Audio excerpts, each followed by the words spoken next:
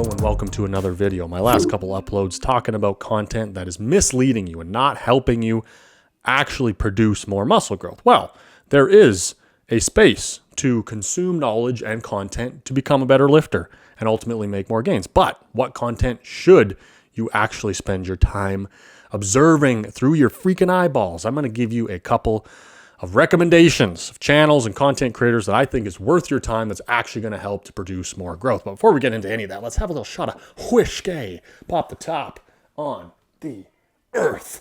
Extract the package out of the core. Remove it from the molten hot magma of the earth. The sweet nectar of life. A little shot to perk me up. A little taint tickler, you know?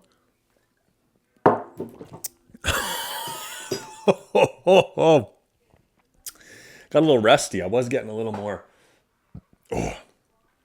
acclimatized.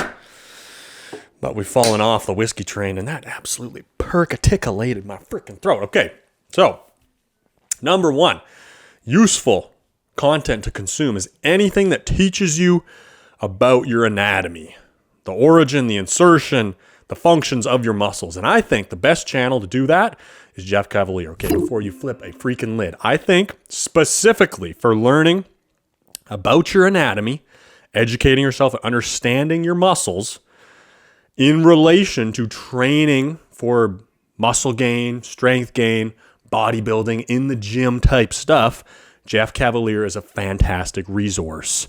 Go to his channel. You want to learn about your pecs and understand where they originate, what the muscle looks like under the skin, what its function is, how to target it. Great channel. You want to understand it, all the different muscles in your quad, how to train them and target them in different ways. Great channel. Drawback is that I believe he implies you need more isolation than you do. So he'll take an anatomical truth in the biceps, for example. There's two heads. And he will then, because of this anatomical truth, talk about how you need to do 8 different bicep exercises to hit the brachialis, the biceps brachii, the brachioradialis, and it's just overkill. And I'm proof of that I'm growing my whole upper body just from a triceps exercise and some standing bicep curls if you train hard enough. But having that baseline foundation first to actually understand the anatomy and what all the muscles do and how you can actually activate them is a good place to start. Just don't get caught up thinking, okay, now I understand the anatomy, therefore I need to become hyper technical and hit all these different angles to get all the heads of the biceps. Overkill, not actually what you need to focus on.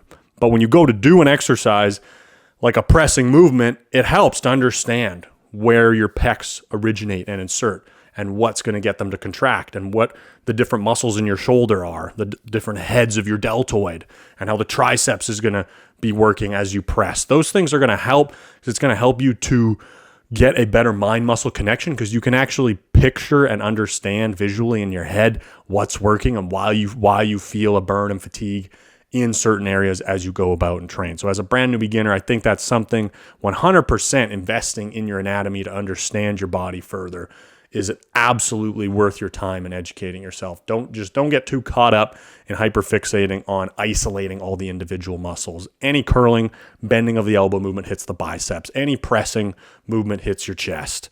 Okay? Category number 2 is learning to master your technique and form. If you're just starting out in the gym or you've been at it for a while and you don't have good form, there is massive downsides to this. If your technique is flawed, your risk of injury is higher. Your ability to isolate or feel a certain muscle activating, develop mind-muscle connection is going to be limited. And in the long run, I think you're going to leave gains on the table. And the source that I think is a great place to learn great technique and form is Mike Thurston. You watch him train, textbook, perfect form at all times. Again, you want to type in how to execute a proper barbell back squat, type it into YouTube. There's insane amounts of data, knowledge, and information nowadays. We are in the information age. It's probably too much. But if I was to recommend somebody, I would say Mike Thurston. He does a good job of walking you through how to execute movements properly to get the most out of them, avoid injury, and actually feel good tension on the working muscles. That is something that's 100% worth your time continuing to educate yourself in. Somebody comes out with a piece of content and goes, here's a new cue to get more out of a pressing movement. I recommend watching it. Is it going to be overkill in some areas? Maybe. Are you going to gain a couple little tidbits that could help you execute the movement in a better way to get more growth? Also, maybe. It's worth your time to consume that content. I don't think it's pulling you into something that's actually going to inhibit your growth. I think it's something that you learning more about will actually help you to get bigger.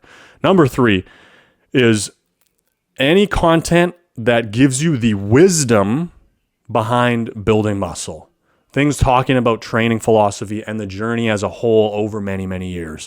And a couple channels that I would recommend that I think give you wisdom is CT Fletcher. A little out there, a little crazy, but he gives you the perspective of, okay, if I just attack it every day and I'm willing to apply different things and just keep experimenting, I'm going to see significant growth. And he embodies that fully. Another one is Basement Bodybuilding, a modern day muscle building philosopher of sorts.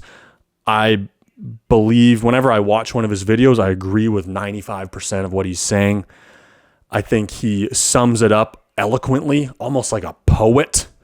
So if you go to his channel and watch his videos, you're going to get all kinds of insight and education into the process of how to think about your training in a highly intelligent, intellectual way. And I would say one of the primary things behind that is committing yourself to self-experimentation and staying detached from marrying your ego or mindset to any one training philosophy so that you can prioritize results.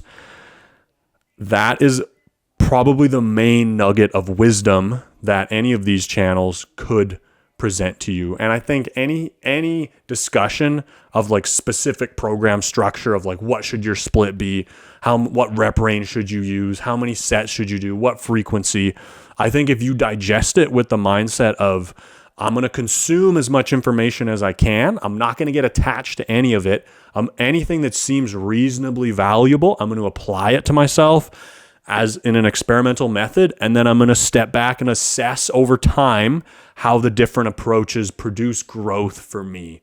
So within this third component of wisdom and training philosophy is that you need to adopt the willingness for self-experimentation, which a lot of people don't want to do. And a lot of content is going to try to give you shortcuts or quick answers to be like, this is the split, these are the sets, this is the frequency, these are the exercises. And any time that you fall into that, I think you limit yourself because you're not investing in the long-term process of continual self-experimentation and continual evolution of your program. Because at the end of the day, as I've said in every freaking video, consistency, intensity, and some form of progression are the things that have led to me being able to continue to see growth and continue to build muscle. And any of these wisdom/training philosophy people that I would recommend, similar mindset, similar attitude.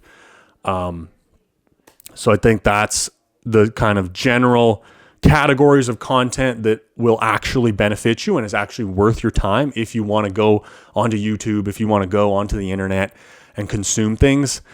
And I don't think, a lot of these recent couple uploads where I'm really resisting and pushing back against the science, it doesn't mean that's all horrible and it's making the world a worse place, that these people are, kind of, I would say, manipulating the situation a bit to promote information that provides them personal benefit and isn't actually in the best interest of the viewer. But in the process of continuously training for muscle gain, I think it can be detrimental. And I think that most of the things you can learn can be done just by applying yourself and going into the gym and doing them and doing it over and over again and then reflecting. And these key areas of learning about your anatomy, understanding your muscles is always going to be beneficial.